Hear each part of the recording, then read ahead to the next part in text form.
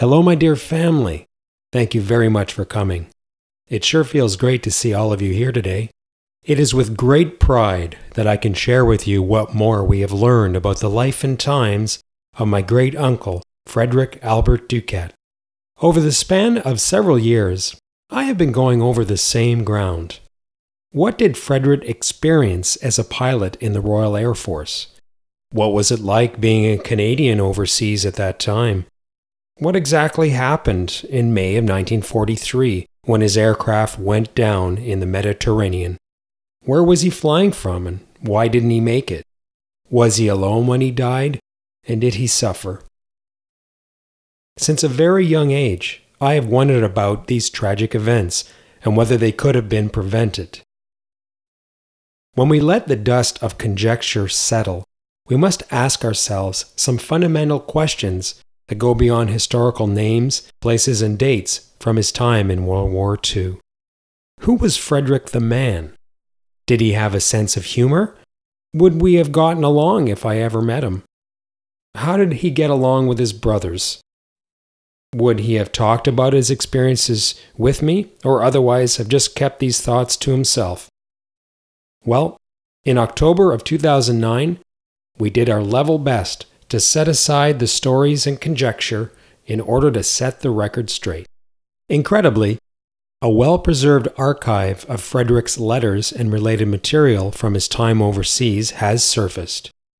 I will never forget listening to my father's reaction on the telephone when he saw these letters for the first time after our cousin Danny uncovered them.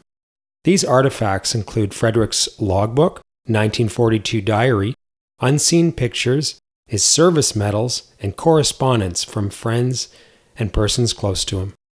It has always been assumed that this priceless material was long since lost. What a relief it is to know that these papers have survived. Assembling this archive has certainly brought up a flurry of emotions. I can admit to feeling curiously exhilarated upon meeting, if you will, Frederick for the first time. I had never even seen his handwriting before, let alone read his thoughts. I have tempered these initial flushes of discovery with the realization that he was a star-crossed flyer who lost his life at the tender age of 21. I cannot imagine what he went through being only half my age.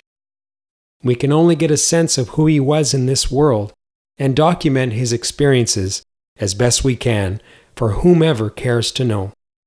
I strongly feel that we have to take care of his memory for future generations.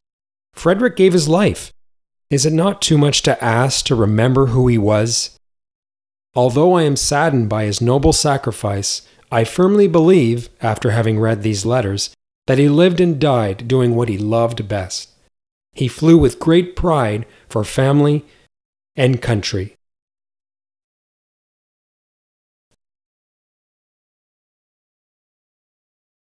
I begin this diary on the 3rd of March, 1942, with a view to read it sometime in later life and perhaps receive some small amount of pleasure or humor from it.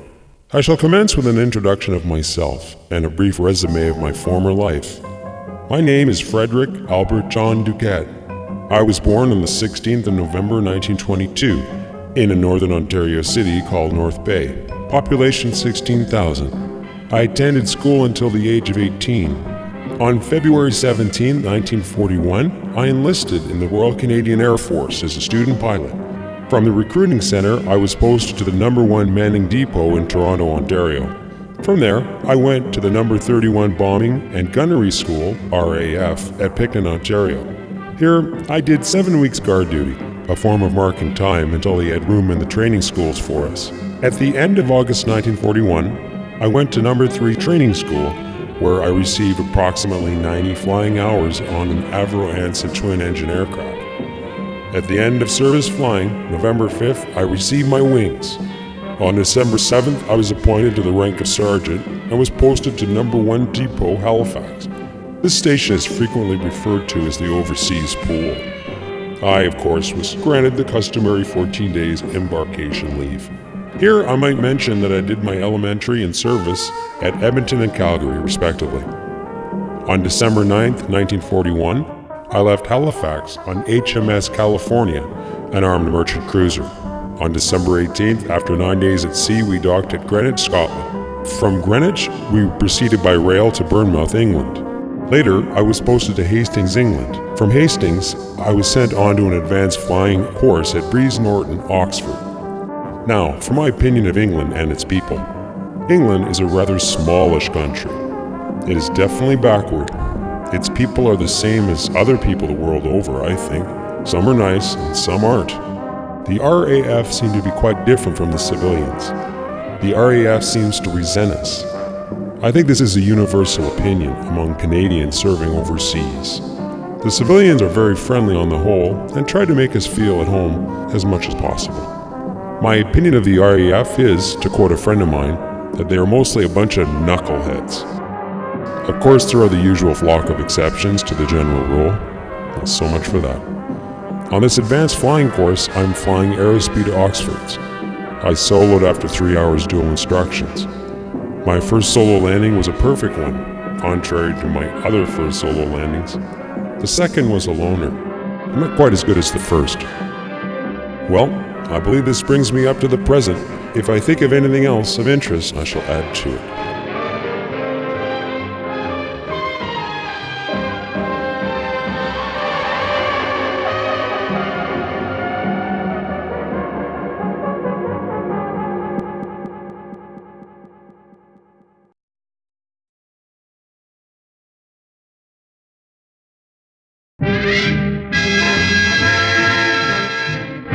Dear Bert and Pat, I received your last letter a few days ago and of course was very glad to hear from you.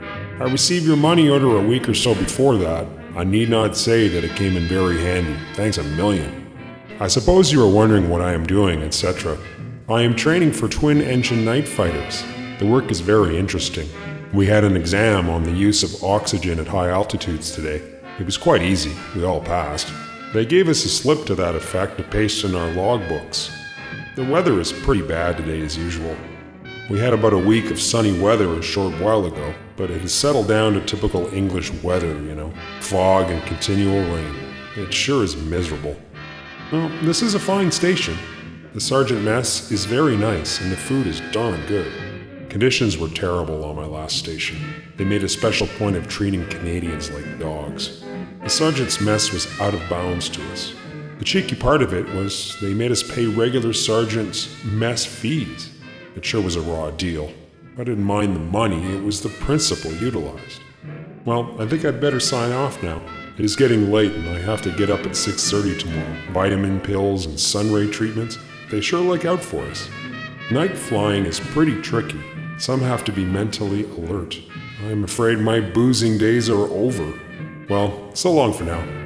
Your brother and brother-in-law, Red.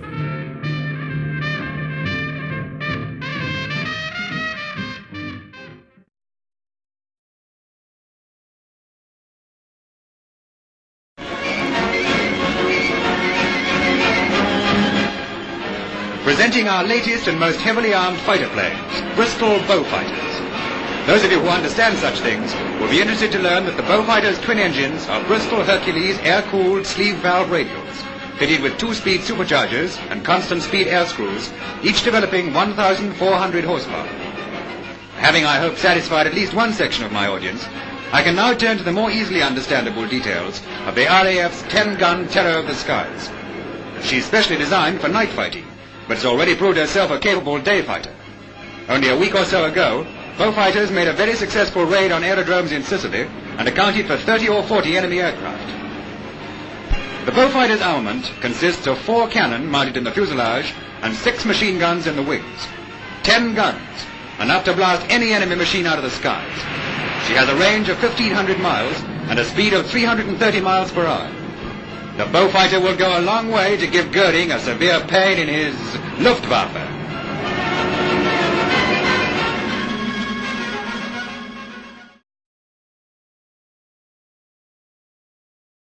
Well, hello there. My name is David Bellis. I was a navigator flying Beaufighter aircraft for 272 Squadron based in Malta. I knew your great uncle very well. We met when we were posted to Egypt in August of 1942. We and about 100 others went by sea to Takoradi in West Africa. We were stationed there for about 2 weeks. We then went by sea to Lagos, Nigeria, and a day or two later were flown by a transport plane to Khartoum. We then went by train, boat, and then another train to Cairo. This photo shows some of us, including Frederick, waiting outside Bilbia's station to take us to Heliopolis, near Cairo. We then went our separate ways, but met him again at the end of the year. We were short of Beaufighters and were sent to Takoradi by transport plane to pick up some new ones. Then on to Malta, Tak Ali Airport, a few days later, where 272 Squadron was based. I do remember that your great uncle was a pleasant, quiet, and reserved man. He was not typical of other Canadian aircrew in 272 Squadron.